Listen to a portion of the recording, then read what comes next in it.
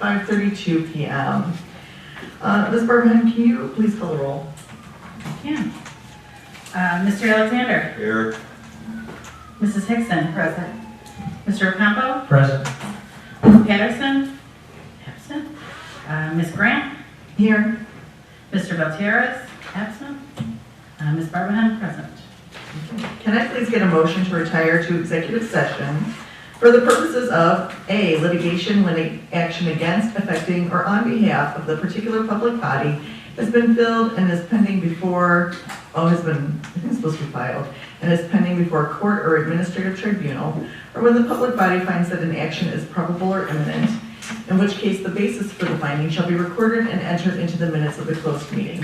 5 ILCS 120/2C11, the appointment, employment, compensation, discipline, performance, or dismissal of specific employees, specific individuals who serve as independent contractors in a park, recreational, or educational setting, or specific volunteers of the public body or legal counsel for the public body, including hearing testimony on a complaint lodged against an employee, a specific individual who serves as an independent contractor in a park, recreational, or educational setting, or a volunteer of the public body or against legal counsel for the public body to determine its validity.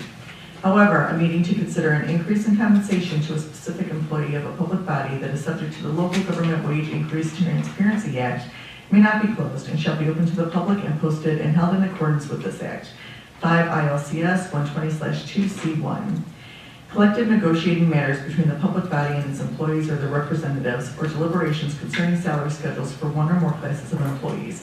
5 ILCS 120/2C2. Ms. Barberhand, can I get a motion? I'll make a motion. Thank you. Ms. Barberhand, please call the roll. Mr. Alexander. Aye. Mrs. Hickson. Aye. Mr. Ocampo. Aye.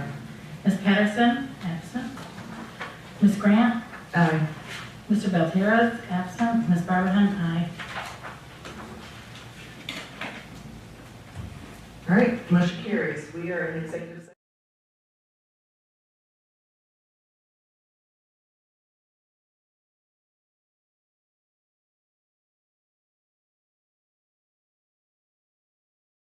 All right, please stand for the Pledge of Allegiance. I pledge allegiance to the flag of the United States of America and to the republic for which it stands, one nation, under God, indivisible, with liberty and justice for all. Thank you. Ms. Barberhand, please read the vision statement.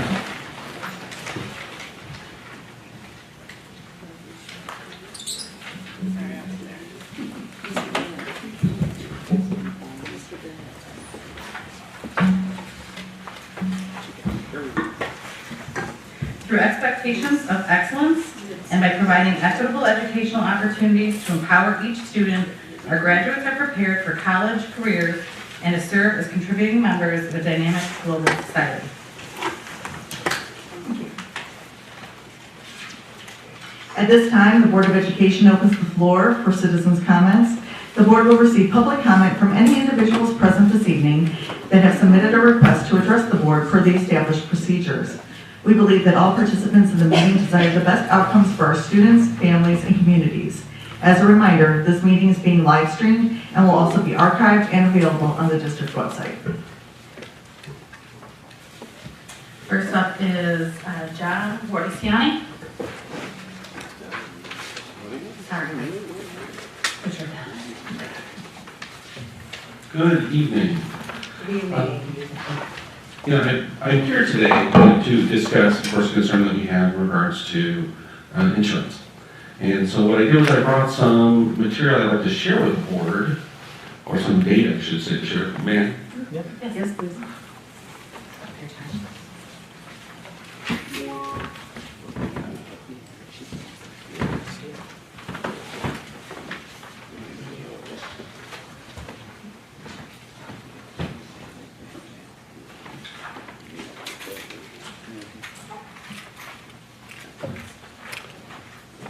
I'll try to keep my comments relatively brief.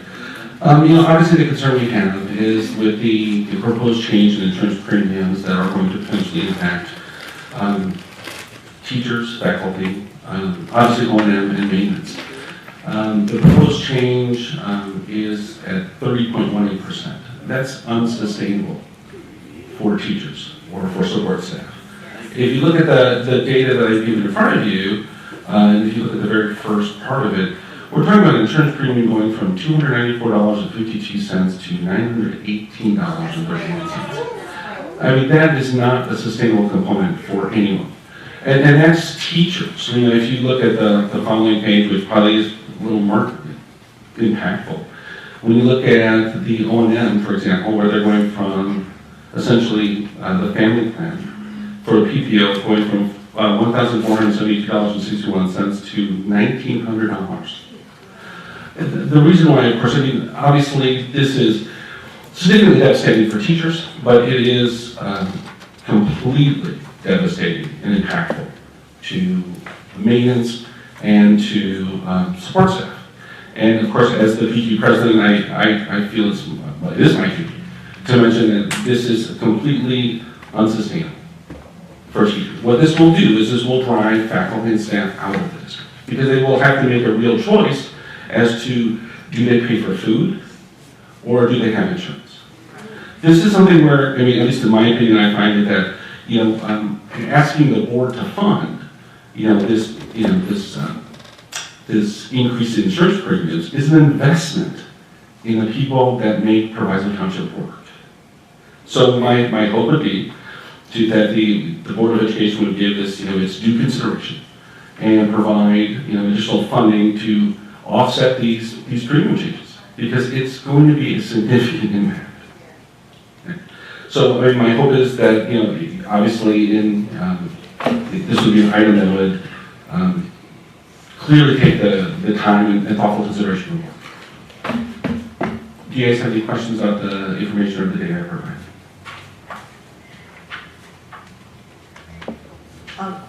Yes, sir.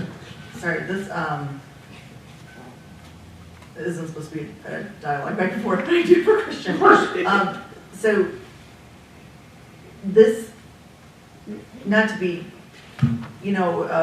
controversial or anything, but this is the plan that was bargained into for all of the bargaining units, correct? No. No. Okay. So, I mean, we have one insurance package in the district, right? We have the three different unions get together and form a consensus as to what that plan will look like as we negotiate with our broker. We did not have consensus between the three unions. I mean, for a multitude of reasons. I mean, not to speak out of turn because obviously O&M is not in my wheelhouse. But again, you have O&M without a contract for multiple years. So I mean, there's these multiple factors that are impacting this number. And then do we know, why it's such a giant jump? Well, I think there's a couple things happening. We have a large number of people who are significantly sick in Proviso Township, and we have a national increase in healthcare costs. So it's kind of this perfect storm of all these bad things happening at the same time. Of course.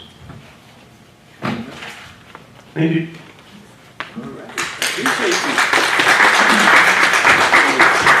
Next is Nick Zamboli. I hope I said your last name right. Yes, ma'am, you did. All right.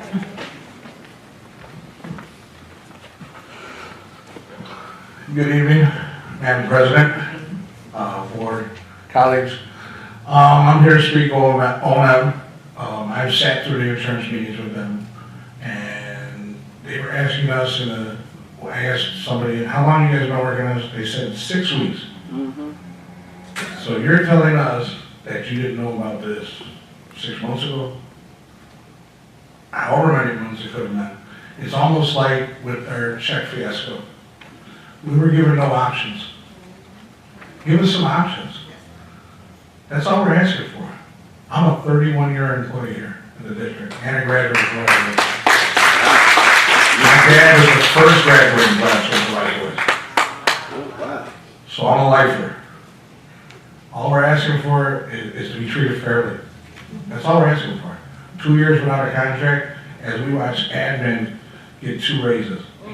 Who pay no insurance. And ours get bumped up. So please take into consideration when Dr. Borsani had addressed you guys. And know that we appreciate you guys. We just want to be appreciated too. Thank you.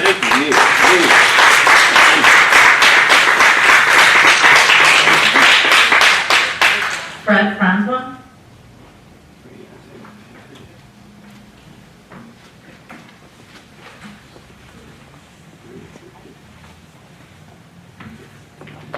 Hello, Board. I spoke 4 weeks ago about my 3 open FOAs and that the superintendent of communications should be open to subject to FOA, and I'm just here to give an update on that. I did speak to the superintendent soon after I gave public comment. He sent me an email stating in no uncertain terms that his communication is not subject to FOA. He sent that email to me and the FOA officer of the school. Should not be a surprise, in the past 4 weeks, I have not received a single record from FOA about any one of those 3 FOAs I have opened. The FOA I have open for 11 months now about teacher staffing levels and the communication about getting that set up has gone through 5 FOA officers in that time, and I have not a single record at all about that FOA. When I did talk to Superintendent Henderson, he had me call him on his personal cell phone. He would not speak on the district phone. We spoke on his personal cell phone, and he tried to convince me of 2 things. The first one is that there probably aren't any records for those FOAs, and that's probably why I haven't gotten a response. Probably nothing. The other thing he tried to convince me of is that this all would have been resolved immediately if I just called him. I don't know how to square those 2, but that's where he was coming from, so anyway, just wanted to give you an update on that going on with the floor.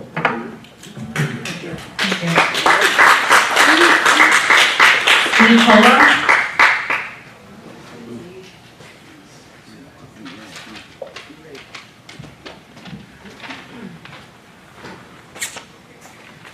Hello. Hi. 2 weeks ago, I was contacted by Morton West as a job reference for a colleague, and I sang this person's praises. It was well-deserved, like a lot of Proviso teachers. There's nothing but good to say about him. And it was a really pleasant conversation with this Morton administrator who apologized on the phone to me for, quote, plundering, unquote, teachers from District 209. And this is an anecdote that speaks to an underlying problem where 14% is our teacher turnover rate. I'm sorry, I'm a little nervous. And it's above the state average, and it's double the rate of Leiden, OPRF, and a number of other adjacent districts. So looking at not just my experience or the experience here at Proviso, going into research from the Learning Policy Institute, they suggest that teacher turnover leads to larger class sizes. It leads to reduced time spent with students as teachers work to support new colleagues. And it fuels the burnout of the staff, who are then more likely to leave, which just feeds and fuels this vicious cycle of teacher turnover that we're experiencing at Proviso.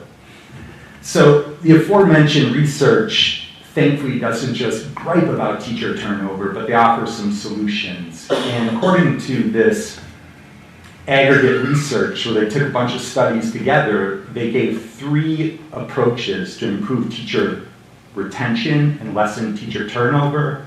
The number 1 most significant measure was improved compensation. And I just cited to you single-digit differences for teacher turnover between District 209 and neighboring districts. But if we go into the salary gap for teachers, we're talking about tens upon tens upon tens of thousands of dollars that separate Proviso teachers from those in neighboring districts.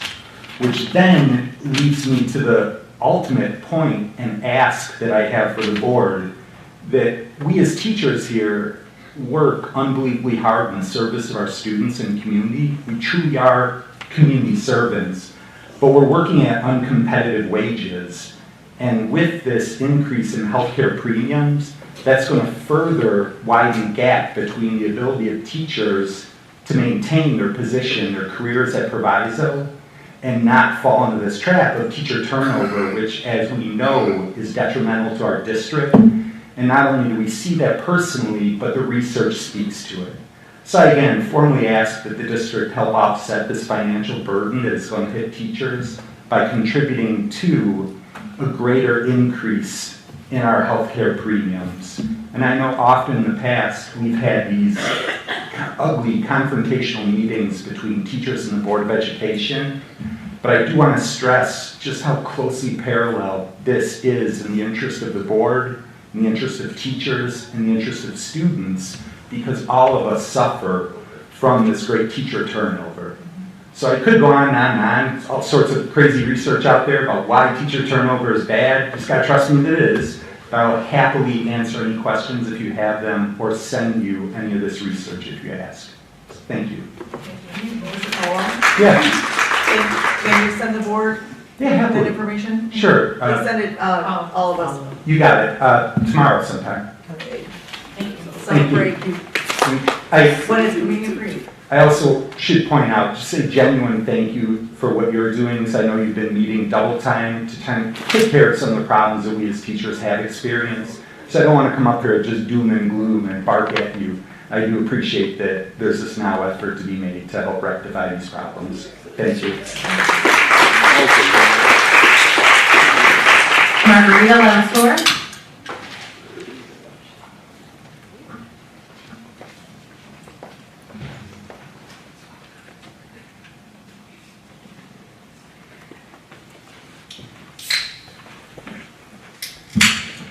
Good evening. So I'm here to talk about the need for a good night's sleep. As you know, sleep is the foundation for a sound mind for our mental health and a sound body for our physical health. It helps us feel better when we are sick. Not getting enough sleep can make us succumb to illness, and it can cause us to feel anxious and depressed. Moreover, it impacts our attention span, makes us forgetful, and causes us to lose focus, which impacts our work. So how is sleep related to health insurance? Well, when you take all of your teachers, all of your support staff, all of your operations and maintenance workers who are working extra jobs to help them afford to pay their bills, they are getting less than 6 to 8 hours of sleep a night, and that's not good. I can tell you firsthand that this last school year, my lack of sleep from working 3 jobs, which involved teaching our kids, working concerts and soccer games for fundraising that helps me pay for my son to play hockey, and tending bar at a local watering hole impacted me and my real job. Somehow, I managed to work at the bar when school was back in session on Thursday nights until about 11 o'clock p.m., midnight, Friday and Saturday nights until 1 o'clock in the morning, and Sunday nights until 10 o'clock at night, when I would close the bar down by myself and then wake up at 4:30 in the morning to go to work. Thanks to extra large size strong coffees from Dunkin' or home, I was able to start my day with a smile on my face, but I started to crash around 6th to 7th period. And I have to admit that in December or January, I looked at myself in the mirror and said to myself, yeah, this is fun, but I am way too old to be doing this now at my age, and I would be better off getting paid stipends, sponsoring extracurriculars, or even teaching a 6th assignment. So because I did not get enough sleep, I did not feel that I gave my students what they needed. I felt like I was always behind my work, that I lacked focus and energy, and I was unable to give my students the very best of me, which is what I want to do. When the whole staff lacks sleep, we are unable to give the students our very best. Not to mention we have higher risks of injury on the job, major mistakes that can be made, car accidents, and risk not being very pleasant to our students in such a way that we are labeled crabby and some other more colorful expressions and labels. Like my coworkers in operations and maintenance, security, and support staff, I want to do my job and I want to do it well. I don't want them to worry about money and decide if food on the table is more important than health insurance. I don't want them to have to decide if they pay a utility bill or have health insurance. I want to get a good night's sleep, and I want them to get a good night's sleep so that we can give 110% to our job. We can and must do better at giving our students nothing but the best.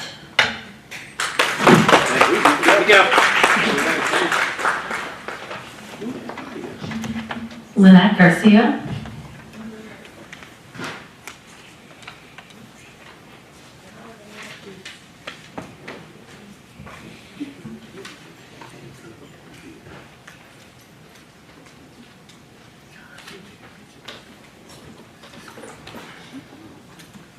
Good evening, everyone. How you all doing? Good evening. Okay, I came for two topics. One for the salary and second for insurance. But we don't have enough time to discuss the important issues because we only get 3 to 5 minutes. So I'm going to try to make this as fast as possible. I sent each and every one of you an email about the salary, about the solutions that Mr. Moody and Mr. Henderson came up with. Their solution was to move our salary, the pay period, from June 30th to the 23rd. Now, we're still in the same predicament because we're still not getting the third check, check number 16. We're in the same predicament. They're going to push back the regular salary. They're going to make that go back even further. So let me ask you, when you get paid, you all get paid the same amount of money. You expect your money every time you get paid, right? If you're supposed to get paid 3 times in a month, you want your money, don't you? You don't want anybody coming up with some crazy idea saying it's leap year and they paid us already. I've given out the pay period. I went back to 2019, counted each and every one pay period. When he said he gave us money in advance, he didn't. He's under the assumption that maybe he can't count, I don't know. But if you go back to 2022 fiscal year, July, it was because of the calendar, we should have gotten paid 3 times in July. What he did was, and I explained this before, the first 2 paychecks in July, which we should have gotten paid for, was catch up for the previous month. The first time we got paid for the month of July for those 3 pay periods was July 29th. We still missed our pay period. And now, when June 30th comes, which is Friday, because I didn't think that I was going to get paid on the 23rd or the 16th, I made agreements with my people that I owe the creditors and stuff. I said I would pay them on the 30th.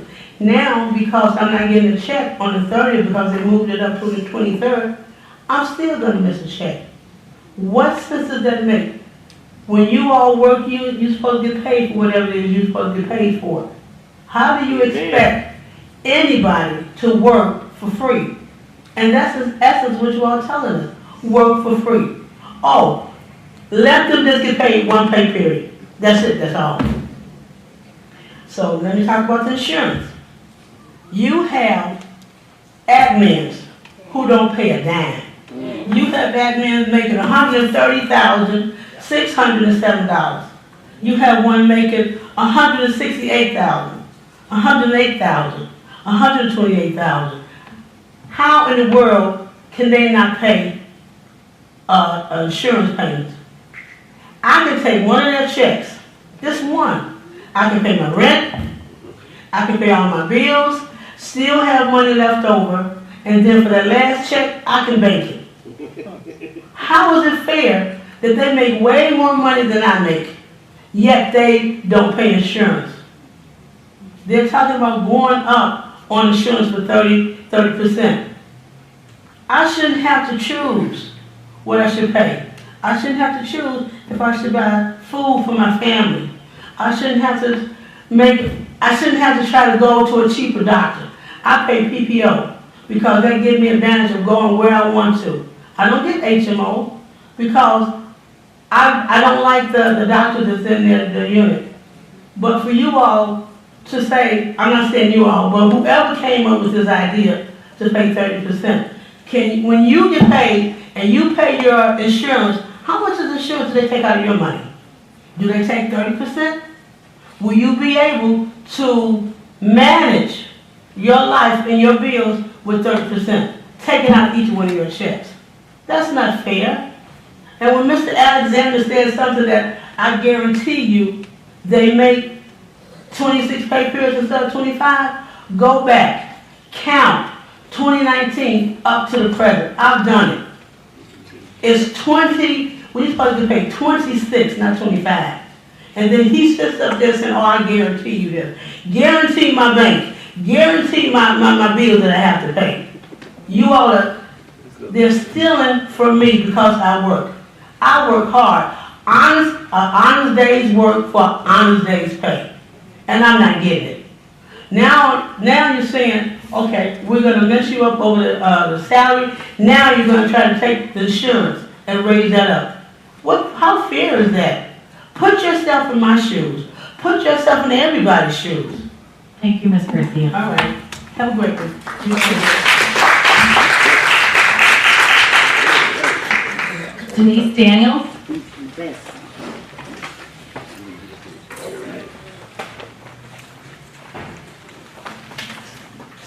I put my readers on. Should I pass one out? Yes, you can. I'm here to piggyback off of the support staff, teachers, security, insurance.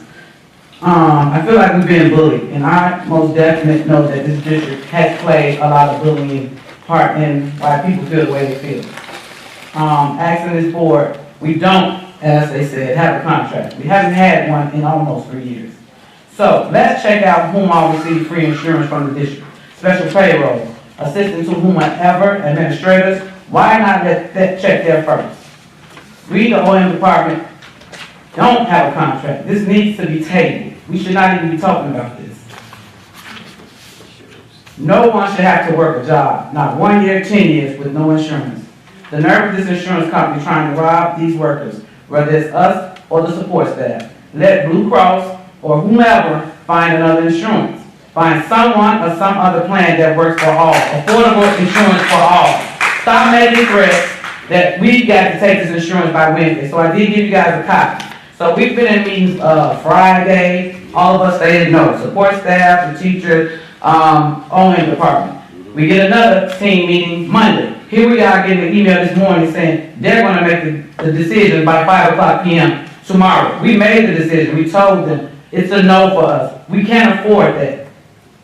Where they're going to get 30% increase, where are they going to get afford that we don't have insurance now? This doesn't make any sense. This is just a bullying thing. I feel like we should go look into who all is receiving this free insurance, and let's start there, period. Let's start there. Finally, if this doesn't get tabled, the OM department, we have already started filing agreements. Thank you.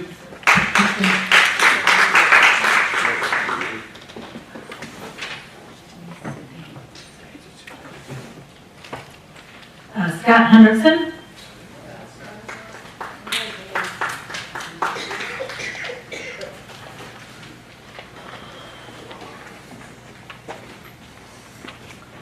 Good evening, board. I'm here to talk about the calendar. I would also have talked about the insurance, but I'm no longer a member of that committee. I have three issues actually with the calendar that I'd like to discuss. One is the end of the year, next year, is scheduled for 3 full weeks after Memorial Day. And I can tell you that the 2.5 weeks after Memorial Day this year were very difficult for the students. There was very little buy-in, there was very little focus. 3 full weeks next year, I think, is too much for the students. And I would ask you to look at ways to change that around if at all possible. I do know how difficult it is once you have posted a calendar, people start making plans based on that. And, but I think you should really look at it for the sake of the students and their achievement. The other 2 items on the calendar are Veterans Day and Good Friday. And let me start with Veterans Day. My grandfather served in World War II. One of my uncles on my mother's side lost his leg on a ship in the Pacific during World War II. Both my father and my uncle served in the Air Force between World War II and Korea. I applied to get in the military, but because of a medical disability was not allowed. I have a nephew who served in the Air Force. I have students who have served in the military here and have proudly come back in their uniforms to say hello to me. And although he's not here tonight, I read on the board website that Mr. Alexander is a veteran also. If anybody here who has served in the military, I would ask them to stand. I don't know how many people that are here. I do know that many of the people that work in our district and many of the students that I teach have family members, brothers, uncles, aunts, grandfathers, grandmothers, etc. who have served. I love this country. I love all these people that have served for us. I would have done it myself if I could. It rises to me almost be sacrilege not to take a day off to remember the people that have served in this country, for this country, in our district, for those who choose to go to those events. The second is Good Friday. Good Friday, as you know, for many people is a holy day of obligation, one of the top 3 holidays in the Christian calendar. Right now it is scheduled to be an Institute Day as it was last year. This is the second time in a row that this holiday has not been observed as a non-attendance day, forcing teachers who need to take the day off to use a personal day. The current calendar, if you flipped the week of spring break with which is the week before, you could have your Institute Day on the Friday before. If you can't do that because the week of spring break is scheduled to be coordinated with feeder districts, then you could still add in Good Friday and you move the Institute Day. And the way you can pay for both of these days, Veterans Day and Good Friday, is to put back into the calendar the Monday and Tuesday before Thanksgiving, which prior to this past school year, we always worked. And I would also say that we always had, prior to this last year, Good Friday as a non-attendance day. So I understand once the calendar has been published that it becomes difficult sometimes to make changes. But these 3 changes, the trying to move the end of the school year forward in some fashion for student achievement and giving Veterans Day and Good Friday as non-attendance day, I think would be in the best interest of the district. Thank you very much. Thank you. That concludes citizens' comments.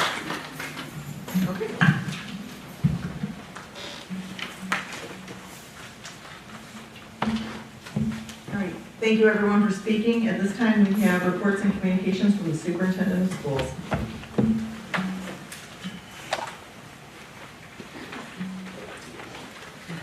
Good evening. In Dr. Henderson's place this evening, I'm bringing forward Dr. Kameen, who has an update for the Board of Education. I apologize. Good evening, President Grant, Vice President Ocampo, Secretary Barbihan, board members. Dr. Kameen is going to come up with an update regarding the insurance for employees and also the upcoming budget.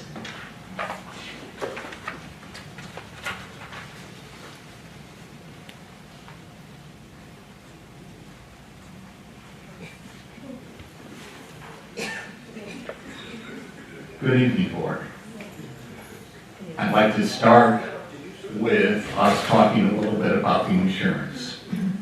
And what a difficult problem insurance is, not only your district, but to so many districts in this area. Work with districts, and the concept of major increases is at board meetings all throughout the area. Now, one of the things I want to talk just a second about is what is our insurance program. It's partially self-funded. So essentially what happens is we have 4 components for our insurance program. The first component and the major component is claims. The district pays for all claims under $175,000. The second component is the individual stop loss. So whenever an employee gets to $175,000, then we have an insurance policy to cover those very, very big claims. We also have a policy called an aggregate, and that gives you some assurances that our premiums will cover up to 70%. Claims are set. We have a policy that says when the district gets to 125% of what is set for our claims, this aggregate stop loss policy takes into effect. So let me just give you a quick example of that. If we think claims will need $8 million and they go to 11 million, the district, our self-insured committee program would pay 10, and our last insurance program would pay the extra $1 million. But if we would pay up to 25% of those claims before we ever get the benefit of the aggregate. The last one is processing. Blue Cross Blue Shield processes our claim. Blue Cross Blue Shield is not our insurer. We are the insurer. And the idea of the older concept was, okay, what's the insurance company going to charge us this year? Our program doesn't work that way. It is, what are the claims going to be, and what do we have to set the premiums to meet those claims? If we could look at the first slide here. By the way, stop me if you have any questions on this. Oh, I have to do it, huh?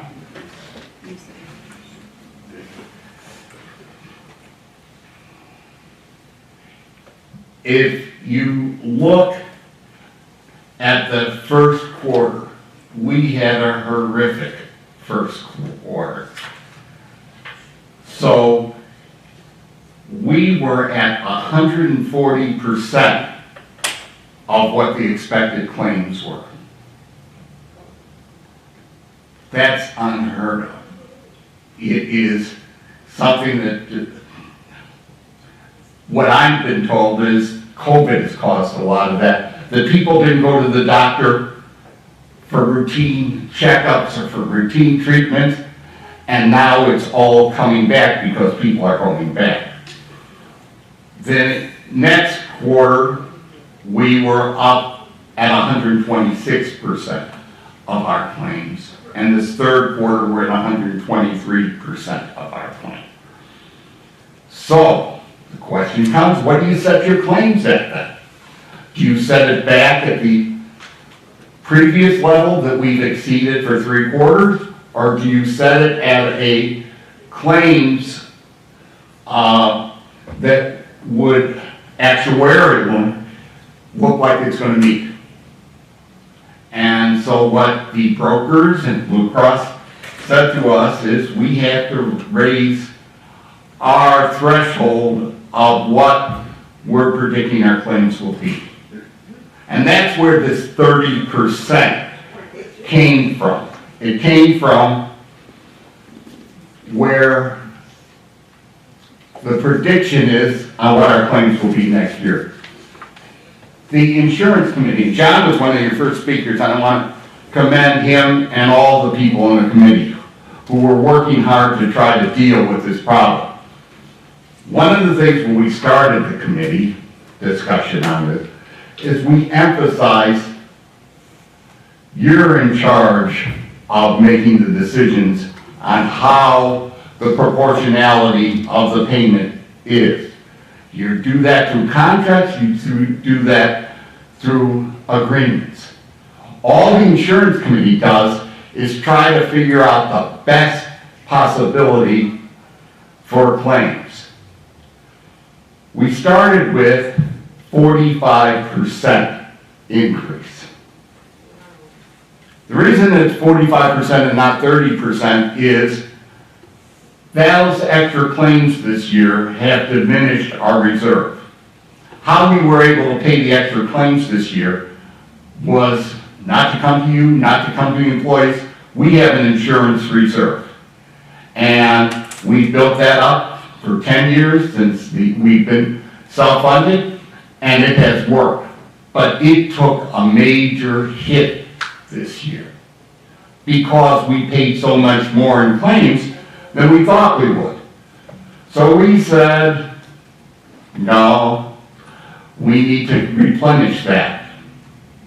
But then, when you start looking at this number, 45%, that is terrible. And I feel terrible about dealing with this kind of great increase in claims. But that was what we had. So we made a decision. We're not going to replenish the reserve this year. The reserve is going to go down, and if we get another hit like we got this year, the reserve will start to diminish. Then we have a more serious problem when you don't have a reserve. But right now, we're recommending rolling the dice. Just hope that this was an anomaly. This year, when all these claims came in, was an anomaly, and we'll go back to that previous level. But if it doesn't, we have an even greater problem. Nobody can read this, but this, yes, ma'am. Hang on 1 second. Are there people having like a conversation in the hallway or something? People in the hallway? They can't hear you, the door is shut. Oh, it is? I can hear them through the door. Okay. Yeah, could you, I'm sorry, it's just super distracting. But I do have a question, Dr. Cummings. Sure. Why are we self-insured with insurance and not going through like a Blue Cross Blue Shield or something else? The theory is that you're paying extra money to insurance companies. If you yourself pay most of the claims, the insurance companies won't get their percentage. Insurance companies get your premiums very simply. What are your claims? We'll take 10% more, and that's what the cost will be. The theory on self-funded is you can have a smaller premium. Now, what we did do is we looked at what the cost would be if we went for the traditional insurance policy. We found that was going to be more than keeping self-funded. But it's always a decision you're going to make. You can always make that decision to go with a traditional insurance program. The bottom line is you're going to pay what your claims are. Maybe that year when those claims went up, you do well in a traditional, but you know what's going to happen the following year. The insurance companies aren't benevolent. They come back and they say, okay, we lost $2 million this year. We're going to have you pay that $2 million to make it up. The problem's in the claims. We can't get around that. When the claims reach 10 million and you're thinking 8 million, there's no way we can deal with this. So the 45% turned into 30%. I'm sorry, did I answer your question or not? You did, but it made another question. Sure, go ahead. So we have a group that is here and it's made up of staff, and this is the insurance committee, and this group is essentially trying to predict what our, as a group, as an entire organization, what our medical issues and problems and costs will be. But there's not a doctor or nurse on that group, is there? No, it's all actuarial. It's not, by the health, because when you're a large enough group, it's saying, here's your history and here's our prediction. They're math teachers, not math. Right, well, major so it's time. like an educated guess. Yes. But we don't know how much people are gonna have to go to the doctor, go to the hospital, get in an accident. I mean, that's just life. And that's a great question. Why, you asked me why partially self-funded. Let us say we think there's going to be $10 million in claims. Mhm. And it only turned out to be $8 million. We pocket that $2 million. Not the insurance company. We keep that $2 million. So the next year when it comes in, we say, okay, now we have a reserve. we can adjust the premiums. Okay, I have another question. If anyone else has a question, jump in, because I'm really trying hard to wrap my mind around this. I'm I'm just thinking of how my work does insurance, and I work for a taxpayer-funded entity. We have around 500, 600 employees, roughly about the same as we have here. Each year I get my option for insurance. It's Blue Cross Blue Shield. Do I want HMO? Do I want PPO? Me, my spouse, kids, blah, blah, Yes. blah. And I get to choose, and I know exactly how much is gonna come out of my paycheck every time. And so my organization, above and beyond what I pay, they pay into their part of it as well, because that's a benefit that they pay for maybe the majority of my insurance, and I'm paying only a small portion. But is there a cost for an organization above and beyond that, a set amount for each employee, that we pay?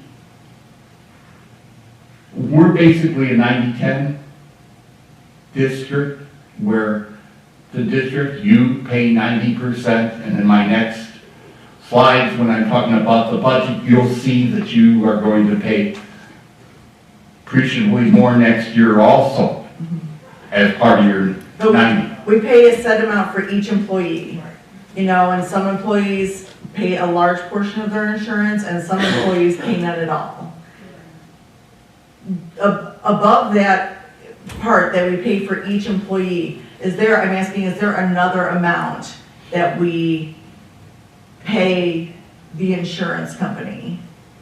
No, when we talk about what the premium is, it encompasses all insurance costs. Right, so we're just trying to, because we're saying as a group, we can do better insuring ourselves than Blue Cross Blue Shield. That's correct. But if we're wrong, if we take that gamble and we're wrong, then that hurts us as an organization. It hurts individually employees, and then it hurts our overall budget, because now we're kind of fluctuating around and trying to deal with these different, roller coaster rates. I'm trying to understand. Yes, and one of the things we did is we went out on the market early enough and said, what if we go back to a traditional? And the people that gave us quotes were more expensive than than what we have right now.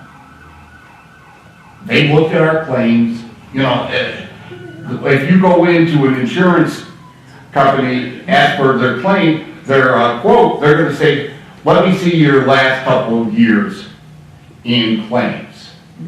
And they predicate what they're gonna charge you as a premium on what your past history is. And unfortunately, our past 2 years have been up 14% over and 25% over.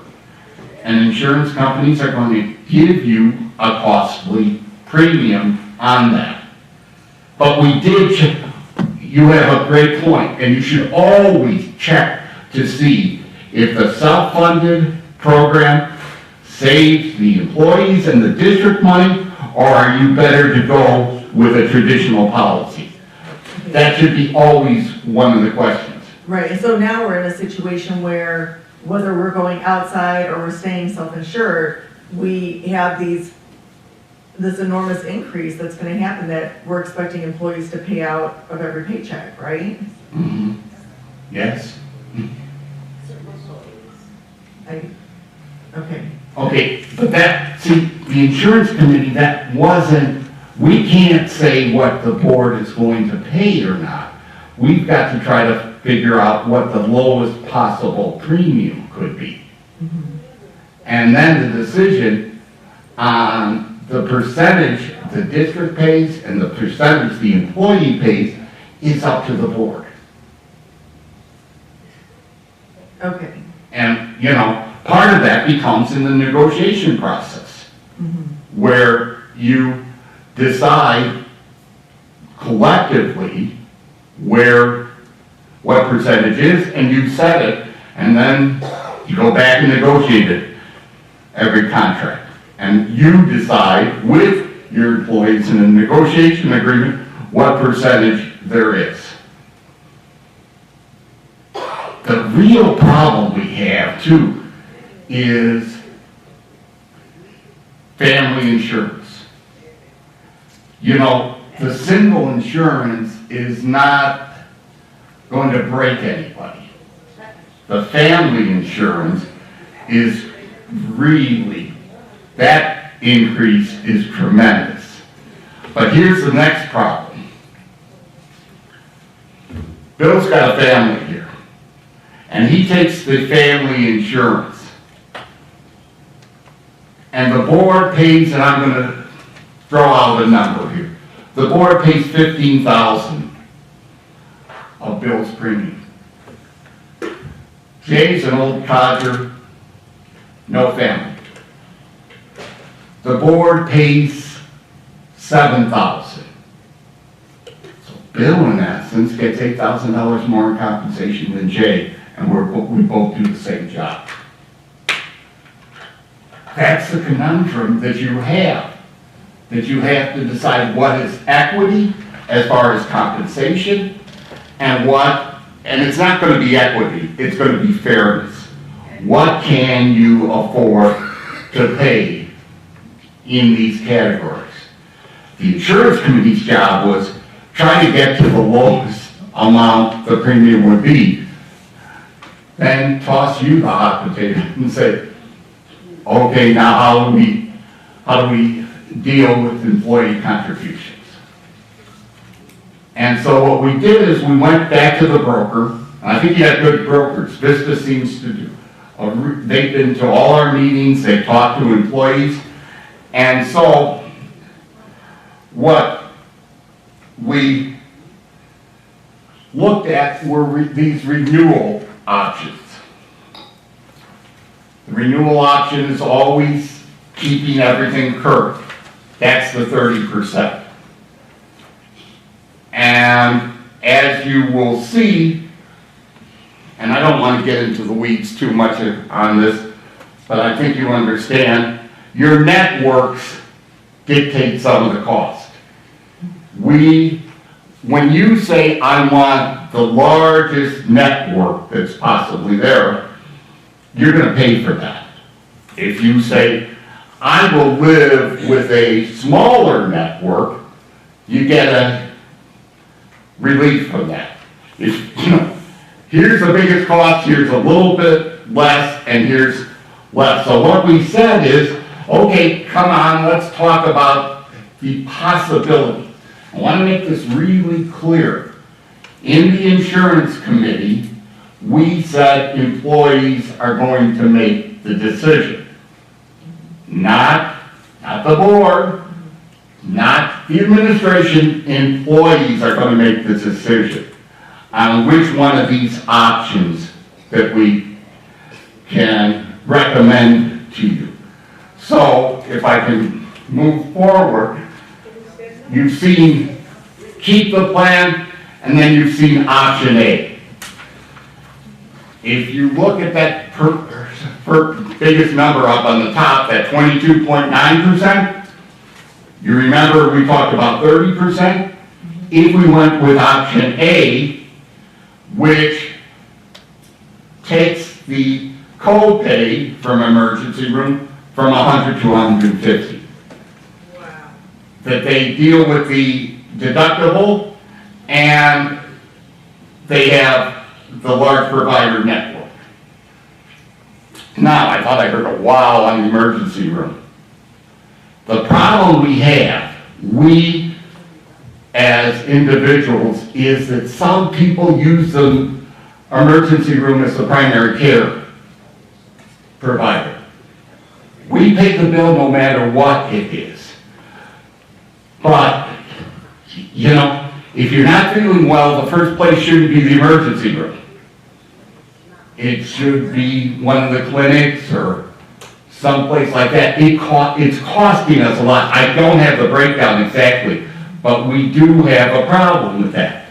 The other problem, and I'm getting off track, but I just tell you, is the choice of generic or brand name drugs. We have a nice copay on the medical, but we have a lot of people still choosing the brand name rather than the generic. There are many, many cost-saving items that I've just given out 2 of them. We can do a better job at educating our employees so that we won't get to that $10 million premium. We'll stay at that $8 million. So this was Plan A. Plan B took it down to 20.14. Now, you see the copay going from 100 to 200. You also see the individual deductible going up. And the applicability to people going out in network paying some more. Now, if I can see, and of course it's the 30%. I want to go back. Not forward. Okay. One of the things that we asked was, if we took our history and we said, okay, if we compare the 2 networks, how many of our people would be affected? So on this slide, you would see that the network we have now is 98.8% of our people. If we went with that smaller network, we would be down to 87.09. We still would have Northwestern, we would still have Rush, we'd still have Loyola, but there are some that we wouldn't have. And the person would pay more if they went out the network. And so what we had to try to do is give the employees a choice. 30, 22, 20. And 30, everything stays the same. 22 had those changes that I showed you, and 20 had even more changes. And then I went through and said, okay, let's take a scenario. You're saving 10% on your premium from the 30 to the 20. What cost would you have to incur that you become a loser on that decision? And it takes a lot to say, well, I have to be on the network, I have to do this, I have to do that, as far as not being financially profitable for you to go from that plan, our existing plan, to Plan B. So if you went in Plan B, the premiums only go up 20%, but there's a chance you're going to incur more costs if you go to the emergency room a lot. It's a balance. I said, we're not going to make that decision. The employees make the decision. Again, not negotiating. We didn't negotiate. This isn't negotiations. This isn't what employees could pay or not pay. It's which one of these 3 plans are we going with? And the broker said, gotta go choose 1 or 2 or 3. So we've had meetings, we've gone through it. Our final meeting, I said, just let us know. Just tell us 1, 2, or 3. The employee association could not come to a consensus. So that's a question I have with the board on where we go from here. When does the decision need to be made? Sorry. Oh, sorry. When does the decision need to be made? Go to the final decision slide, please, Dr. Sure, we can. Because that has it on there. It flashed through. Did I go through? No, keep going. Okay, it's at the very end. There, Yes, yes, there we are. good. Oh, okay. There, I'm back. Thank you. Yeah. This is by Wednesday. Tomorrow, but yeah, tomorrow. Okay, I have more questions.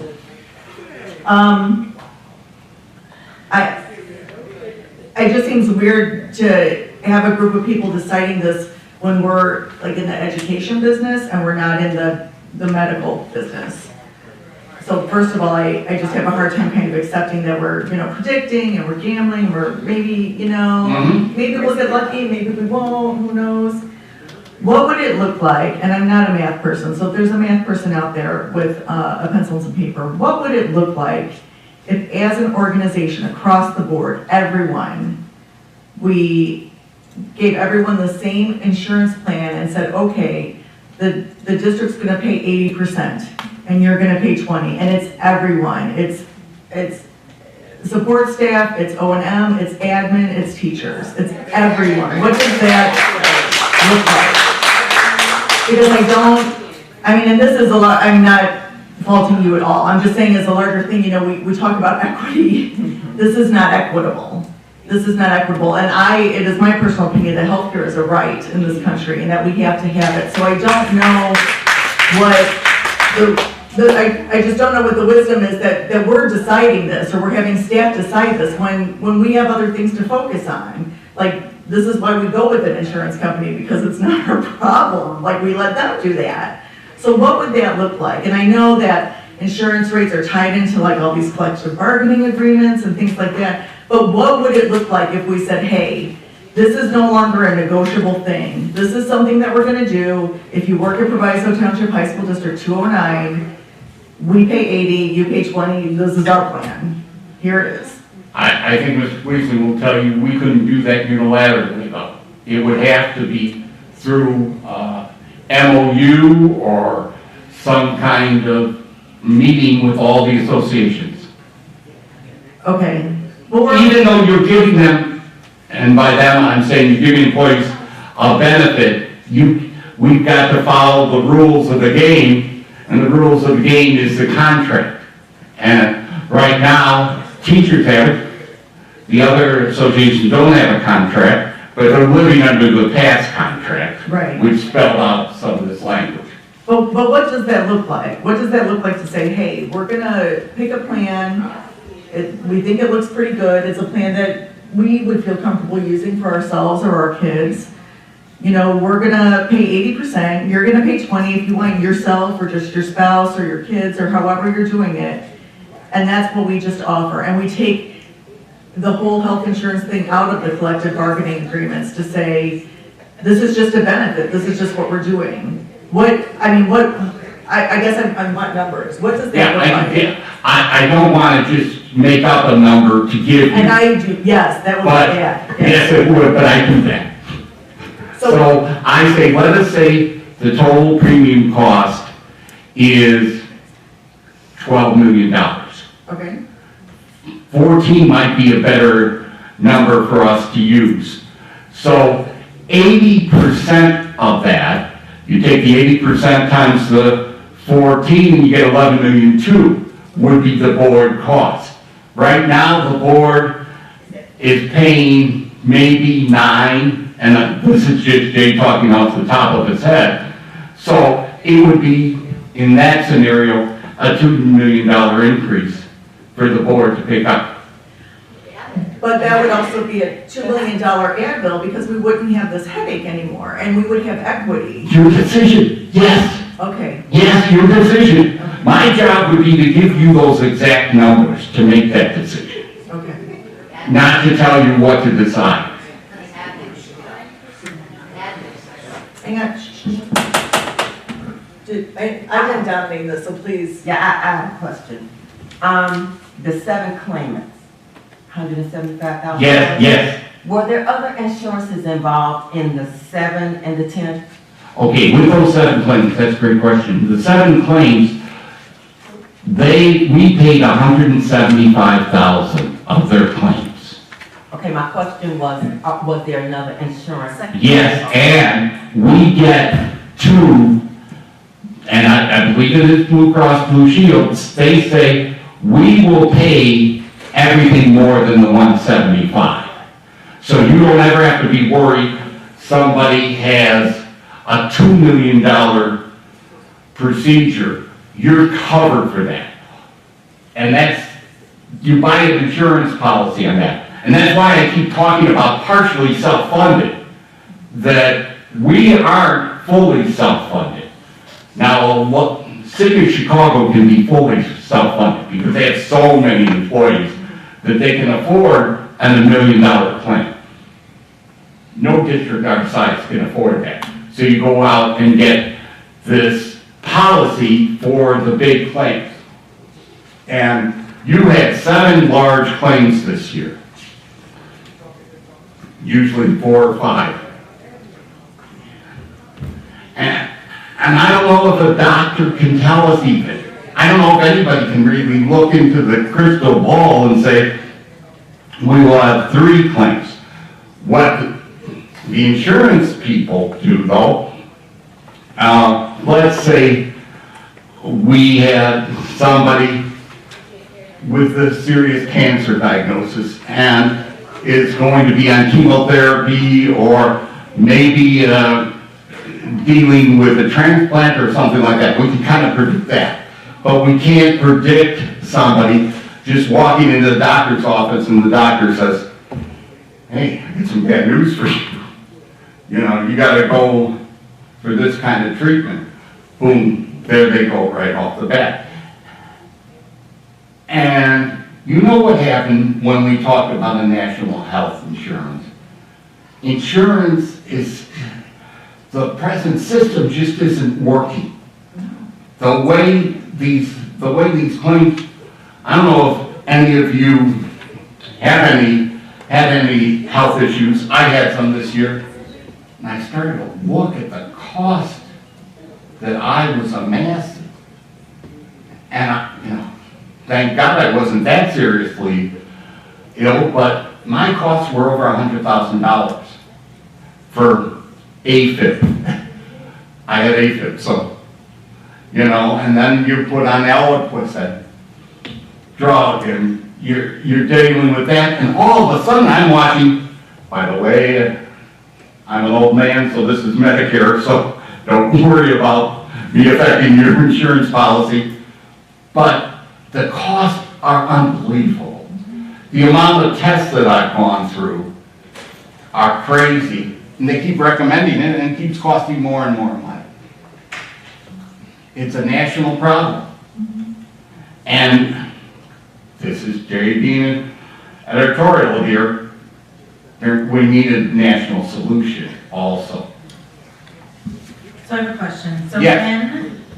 so 5 p.m. on Wednesday, tomorrow, they'll just renew the current plan. That's When right. would that go into effect and hit paychecks? September 1. I'll respond to the live I heard. Our insurance year is from September 1 to August 31st. Can we get another extension on this? I'm going to ask for one.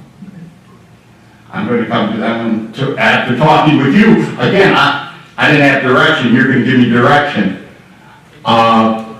And what do I ask for?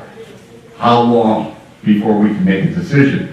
Will be Blue Cross's Blue Shields. Question. Is that the best option right now? Option B at 20%? Yeah, option B is at 20%. If I had to make a choice, And those are our only options, right? we have 3. Keep the same program, 30%. Move to option A, 22%. But smaller, and option B, which would be the 20%. Have we asked the staff that's impacted what they would choose if they were Yes. given the choice? Yes. And what was the result of that? They could not come to consensus. So all teachers, all O&M employees were asked and shown these 3 packages and said. Yeah, we had a broker make a presentation. Okay. Okay, yeah, on the committee, I came to them and said it's an employee decision. How, we don't tell the associations how to come back, but you got a representative, your representatives come back and tell us. It's on the representatives to let their group know. Yeah, Right. we don't conduct that. Right. I understand. But we did provide our broker to do an online presentation, so this is all so complicated. Did you have a question? I have some minor questions. What sort of education are we providing our support staff or educators? If if they go to the ER and you notice that they're going to the ER often, do you educate them, or do we educate them and say? "Hey, I don't you think need we're clinic"? well enough. I think we have to undertake, and that's going back to this partially self-funded. When you comply, we all save. And that's what our talk has to be. Are there wellness initiatives Yeah, then wrapped sometimes. into these packages? Yes, there is a significant wellness initiative. Yes, and there needs to be. And we're looking at trying to improve that wellness initiative. Who, for the wellness initiative, who implements that within our district? Who tracks that? Blue Cross Blue Shield is the primary, and our broker works with us. Broker is, like I said, Vista International, they're good brokers. They try to work with us, and they're willing to work with us next year to make this a better program. And it becomes a better program when we're all. Sorry, really quick, sorry. Just all the side conversation, I find them so distracting. I'm so sorry. If you want to talk, if you could just move out into the hallway, but I can't. My brain doesn't differentiate between his voice and all the other stuff, so just so I can give this matter my full attention. Thank you. Okay, good. I have a question. Do you know, could you give us an example of one wellness initiative? Just one? Yes, flu shots.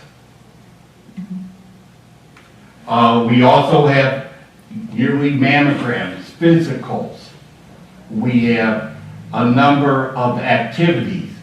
You know, we will look at some wellness options, telemedicine, all of these for people to get better advice medically. I can give you the whole wellness program. I think you'd be impressed by the content of it. You had mentioned drugs and name brand versus generic. Yes. Do we have a special separate program for Drugs, yeah, prescriptions? yeah. What program is that? It's out of a network, it's out of a drug network.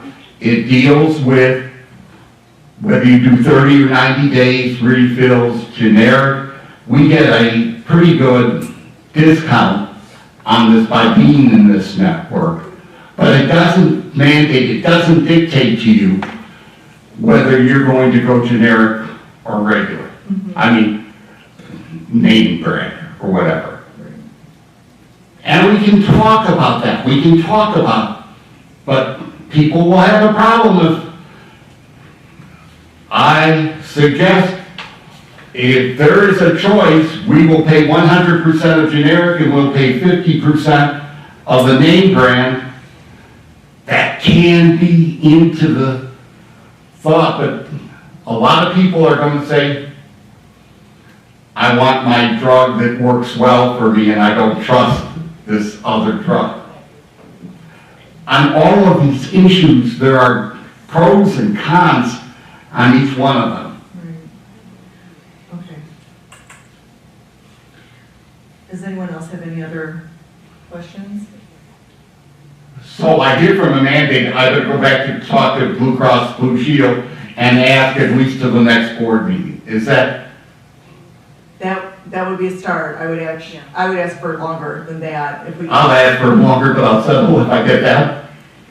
But can we see some numbers to do this? I mean, this isn't working, and that's nothing against the committee or your work. I know that you and John and a lot of other people have put so much time into this, and I really do, but I don't know that that should be the burden of our staff to do that. So how would you like the decision made? If it were Amanda World? Yeah. Okay, let me get my list out. So, what I said, I think this should be equitable. I think we should come up with a plan that goes through an insurance company, not us being self-insured, but putting the burden on people who do this every day to, and saying across the board, we're gonna do 80-20, or we're gonna do 75-25, whatever works out budget-wise, to say everyone from top all the way down and down all the way up, that everyone in this district pays this certain percentage. and we pay a certain percentage, and then again, like I said, and I know this is a headache for Bill, and he gets more gray hair every time I open my mouth, but At least he has her. to take this out of the collective bargaining, because I feel like, I mean, people bargaining over insurance when that's something that everyone needs, baffles me as well. And then I think too, offering incentives, not just for the wellness program that you talked about, but really quantifying those, having a huge education piece for everyone to say, these are the things, like, if you're feeling sick, you know, you have to have a primary health care doctor. The Yes. emergency room is a terrible place to go when Yes. you're sick. And Yes. you sit there for hours anyways, unless you're like, an arm falls off, they're gonna let you sit there. Yes. And then for things like generic versus name brand drugs, maybe we pay 100% of generic, but we only pay 20% of your name brand, and that's up to you. Maybe we do something like that, and we have an actual, I mean, at my work, we have a separate program that goes through CVS, where I have Right. all kinds of incentives to, you know, do these things. So Would it be beneficial, and this is just throwing something out, we have a finance committee, or it could be a committee of the whole, that sits, and I bring the broker in, and we spend the night going through all the options that you talked about. That's not a bad idea. Our next committee is on the 6th of July, so that could be. And I can have the broker come to us and speak about all these issues that we talked about. Now, let me make sure you understand too. Blue Cross Blue Shield does not care the percentages, so that decision doesn't have to be made to September. The only thing they're saying is, which one of these three options do you want for next year? It is not it's not in the percentage that you could be paying. So there's two decisions. The first one is keep the same, move to plan A, or move to plan B. Okay. So that would be useful if we could fold it into the finance committee, because then that's broadcast and anyone could sit and watch it from home. It'll be broadcast. When's the next meeting of the committee that does this? The insurance committee, Yes. we're done. It was, the next meeting could be tomorrow if you wanted it to, but essentially, this is where we're at, and I would think it'd be after the finance committee though. Because you're making the decisions, you're making the calls, and we would have more time to really go in depth on this and have the broker. And in fact, if the finance committee wants to submit questions, I'll give it to the broker too, so we're able to have him come prepared. I do have questions about decline markets. So Aetna and United Healthcare declined to? Yes. Okay. Yes, and there are some larger consortiums of self-funded programs for smaller districts. Because we're somewhat large and have a number of employees, the school of thought says you can go your own on self-funded, but there are other there are a lot of options. And what we did is we looked through and tried to find the cheapest. And that's our charge. Next year can be entirely different also. So we have a number, I've probably talked way too long now, but it's a crucial issue that you have to face. And you're probably saying, well, Jay, you're just throwing it back in the board, and I kind of am. I'm saying you're going to make the decision on where we're going because you have the power. We made very clear from the get-go that that wasn't our power. We weren't going to be negotiators. Bill's a negotiator. Okay, I'm going to be real quick on the next one because I'm going to ask if the Finance Committee can analyze this presentation more in depth. And again, I'm a huge advocate of committees studying issues and then reporting back to the whole board. The board has so many different tasks, and at a board meeting, we can't handle every issue. So what I have submitted for you is where we are in this process. If you look at my first slide, when I go through and recommend a budget to you, I go line item by line item. We have 4,500 line items. It's a problem with that. You can't manage 4,500 line items. And if you would just look at this and see how many zeros we have, people would add an account, not use it, but it keeps generating.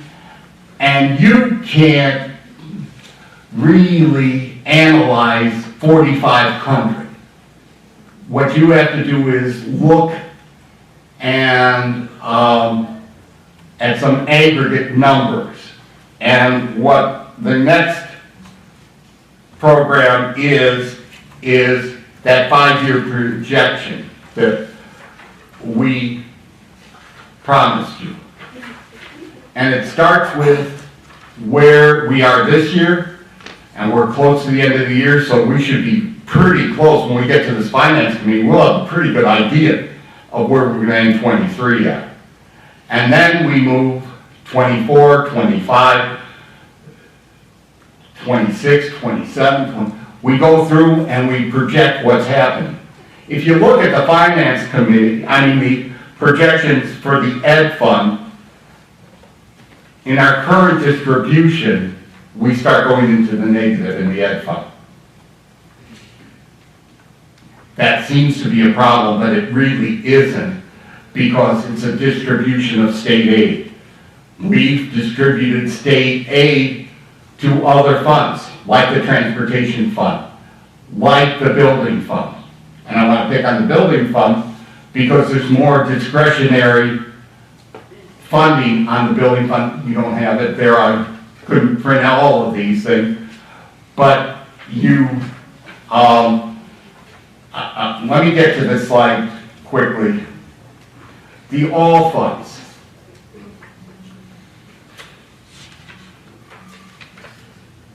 If you would look at our budget projections for 24, you will see this year we're projecting $10 million. If you look at revenues versus expenditures, the second to last line on this chart, and you'll see this year we're at $10 million, and you'll see next year we're at negative $27 million. And the reason for that is that $50 million in already committed capital improvements that you're going to have to pay next year. No, I know you remember me talking about bonds. Bond would have been a way, but you also have fund balances, and that's how you're going to pay this $27 million.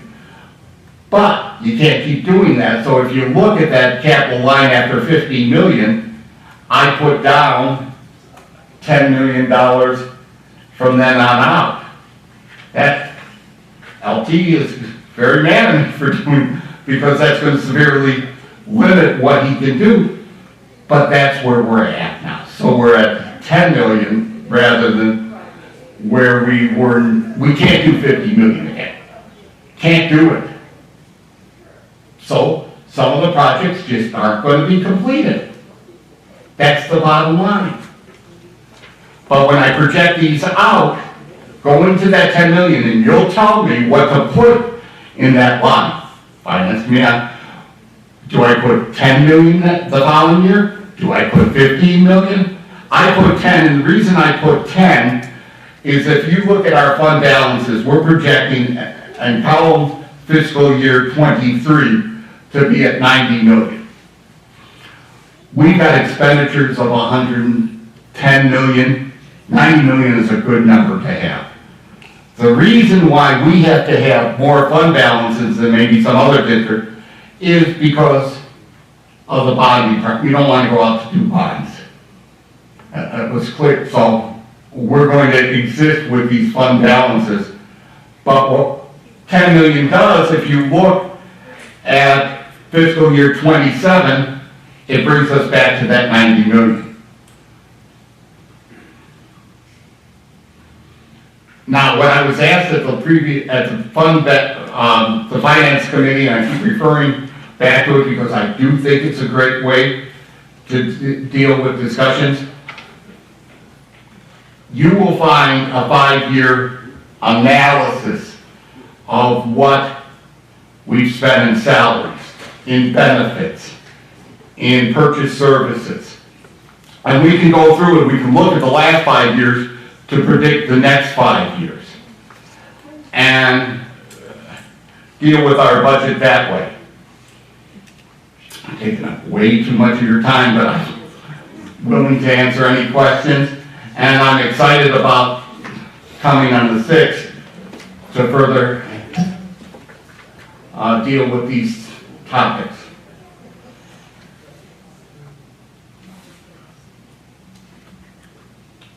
Any questions?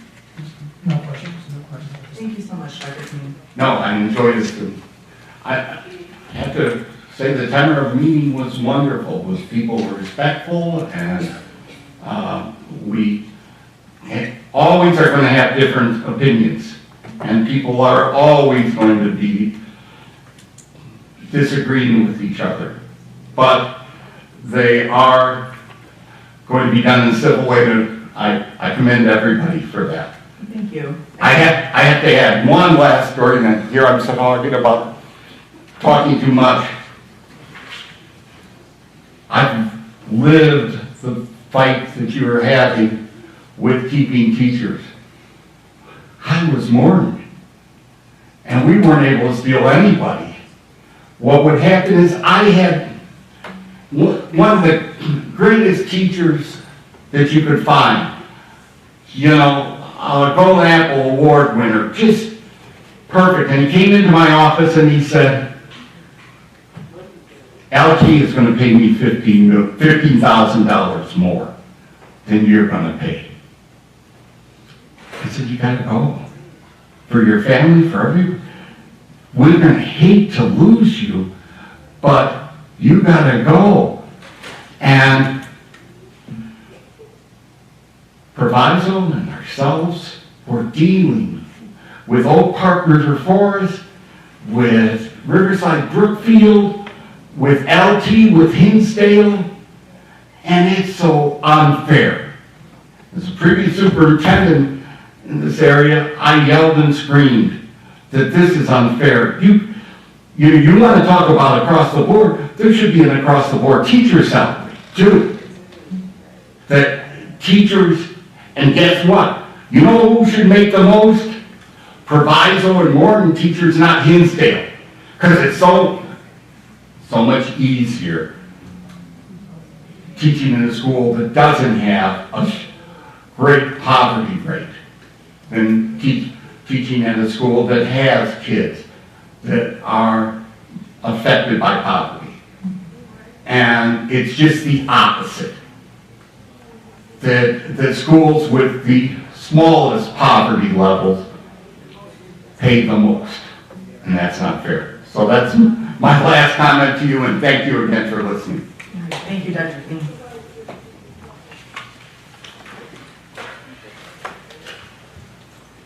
Dr. Williams, was there anything else for the superintendent's report? Okay.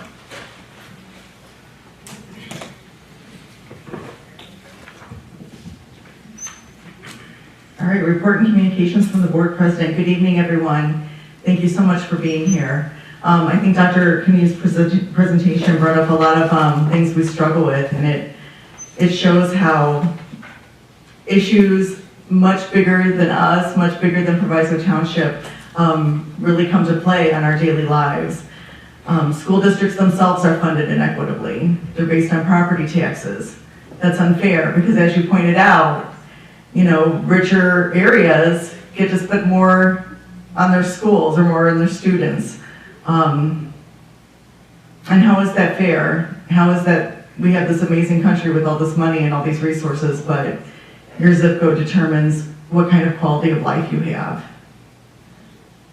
It's unfair, it's inequitable. We need a better solution nationwide for funding our schools. Just like in my opinion, we need a better system for funding healthcare. We need a universal solution. But until it's Amanda world, right, and I get to make decisions for everyone, we struggle with these decisions that we have here. But I think it is possible, and as I mentioned 2 weeks ago, we can think outside the box. We can come up with solutions. We have the talent and the resources here to come up with something that works and is equitable for everyone. And I really believe that. And that's something that I know I'm committed to, I know our board is committed to, and these are the things that we've looked at. It's hard to believe, but Mr. Ocampo and Ms. Sixon and Mrs. Barbahan have only been here 54 days. Wow. 54 days. I've only been in this seat for 54 days. And let's look at what we've done so far.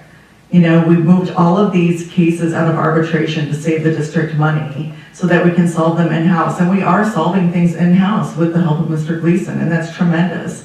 Already we've had several things, grievances or arbitrations that we've solved. We've come up with a solution that works for people, and that's really exciting. And something Dr. Kaneen also mentioned, our finance committee, we have committees again.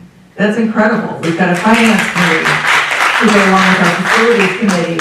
And soon we've got our policy committee will be meeting. Our parent and community engagement is going to be meeting in July. Like, that's tremendous, right? And these are all ways that we can invite the community in, because a lot of these issues are so much larger than us. And I firmly believe, and no, I'm not the smartest person in the room, right? And I don't want to be, because if I am, I'm in the wrong room.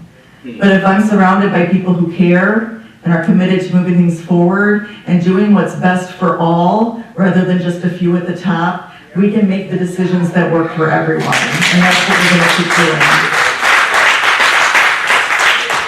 So some of the things we're going to be examining moving forward. I know we're still trying to figure out the school calendar, to Mr. Henderson's suggestion, working on that. But we're also working on helping things directly in the school buildings. And something that we've asked Dr. Henderson to do is to show us what a staffing plan would look like by doubling the social workers and counselors at every school. I think that would take a tremendous load off of our teachers and off of the existing social workers and counselors. We've also asked for what a staffing plan would look like, having a career and college coordinator at each building. And that's something, all of these things are going to help our district, and anything that helps our district, I believe, really helps our students moving forward. So these are the things we have going on, and we've only been here 54 days.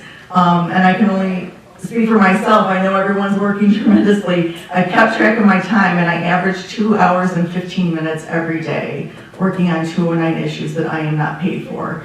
So I want to share that as a symbol of my commitment and our commitment to moving things forward in the district. We know we have problems, but we are committed to working with people to find solutions, not to declare something on high and force it on everyone, but to work with people that have been here for a long time and people who have just come in to get everyone's input and find something that works. So thank you so much for those of you who are here and letting us know about things that need to be fixed, and also those of you who have come forward with solutions. 2 weeks ago, Paula Sterwing came up and talked about the kind of deficit we have with our driver's ed program, right? And we have so many kids who could be getting their classes done and they're behind the wheel at school. It's a huge problem, and we had no idea.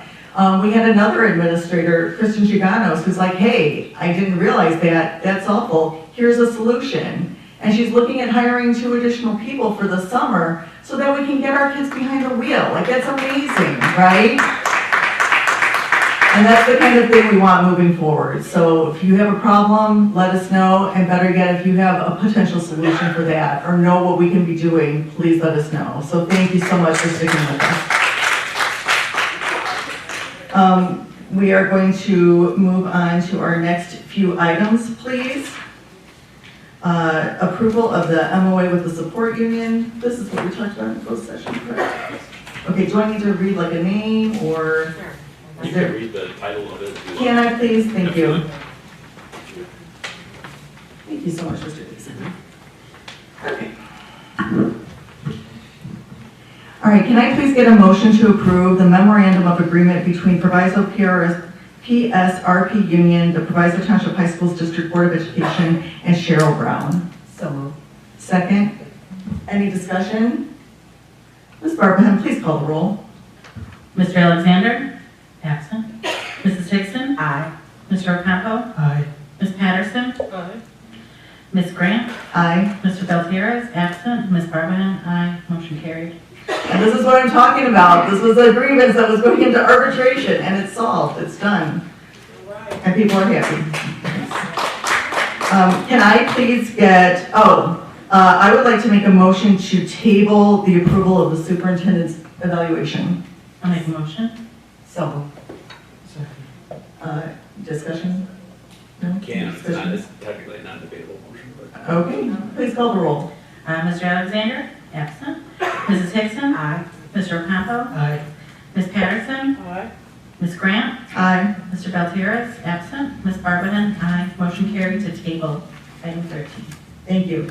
Can I please get a motion to approve the compensation for administrators and special payroll employees?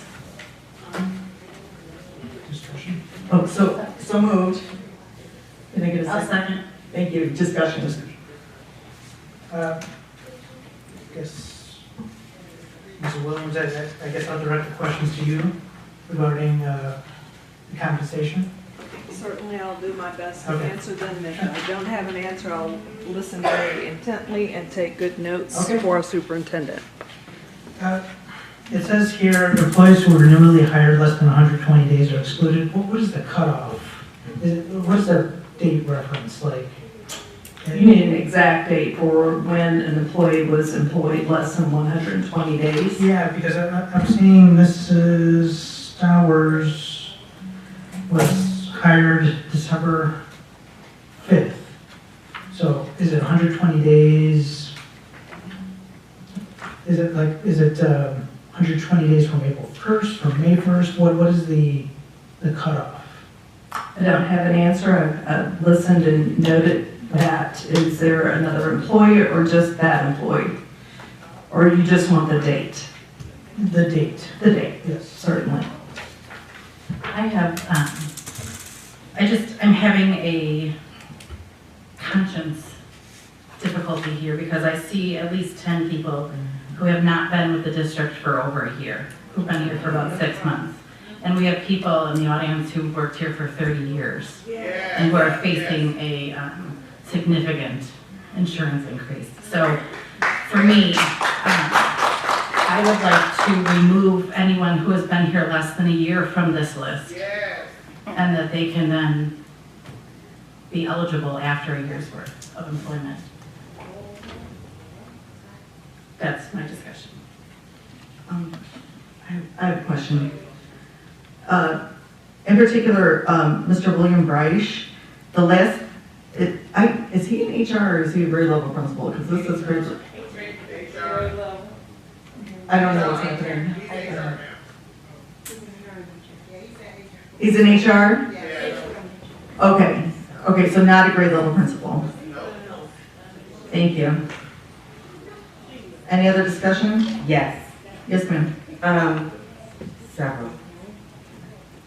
For me, looking at this, you have a psychologist, and then you have parent engagement, making more than a licensed psychologist. I have an issue with this. A huge issue. Also, I recall Madam President asking for credentials, job postings, and resumes. So before I, Stanford Joseph Hickson, can approve this, I need to see that. Because without that, I can't do it. Ms. Hickson?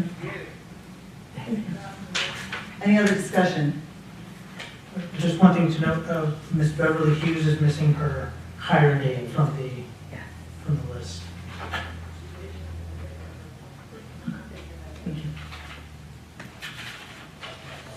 All right, did I say license? Did I mention license? Okay, yes, ma'am. Okay, if there's no other discussion, Ms. Barban, please call the roll. You can call me first. Okay, agenda item 14, approval of compensation for administrators and special payroll employees. Mr. Alexander is absent. Mrs. Grant. Nay. Mrs. Hickson. Nay. Mr. Ocampo. Nay. Ms. Patterson. Aye. Mr. Belterra is absent. Ms. Barbanen.